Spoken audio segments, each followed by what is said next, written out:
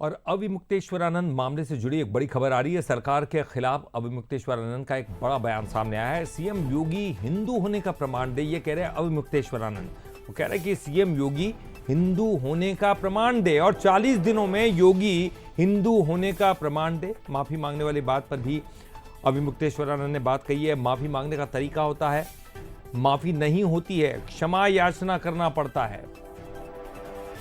तो बंसल न्यूज पर शंकराचार्य अविमुक्तेश्वरानंद ने कहा 11 मार्च तक जवाब न मिलने पर बड़ा आंदोलन होगा।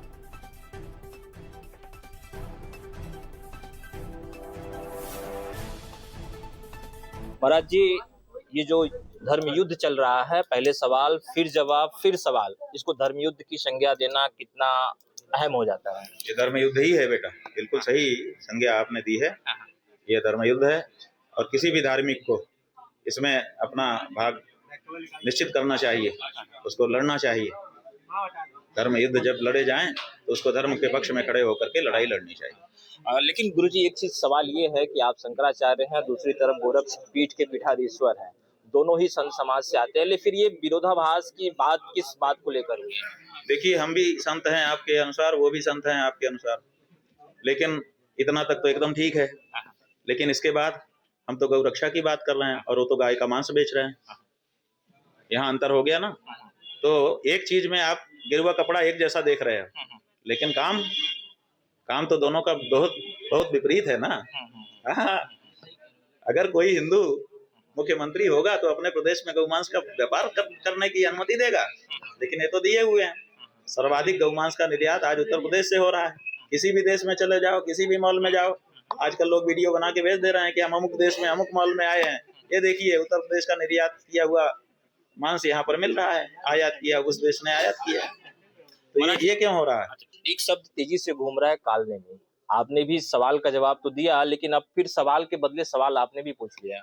नहीं, ऐसा है कि कालनेमी शब्द हमने थोड़े कहा, ये तो उन्हीं के श्रीमुख से निकला हुआ शब्द है। और जब प्रदेश का मुखिया कहता है कि समाज में कालनेमी आ गए हैं, तो हम लोगों को बड़ी चिंता हो जाती है कि नकली लोग घुस गए, पता नहीं हमारे समाज को कौन सी क्षति पहुंचाएंगे। और हमारे पास तो इतनी सीआईडी नहीं है, इतना वो जानकार लोग नहीं है कि उनको तो पूरे प्रदेश की जानकारी रहती है, उनके पास अमला है। तो ऐसी स्थिति में उन्होंने जो बात कही उसको हमने बड़ी गंभीरता से लिया और इसीलिए हमने चाहा कि कालनेमी का पता लगा लिया जाए। हमने सोचा सबसे बड़ा जो हिंदू हो उसी से कसौटी शुरू की जाए।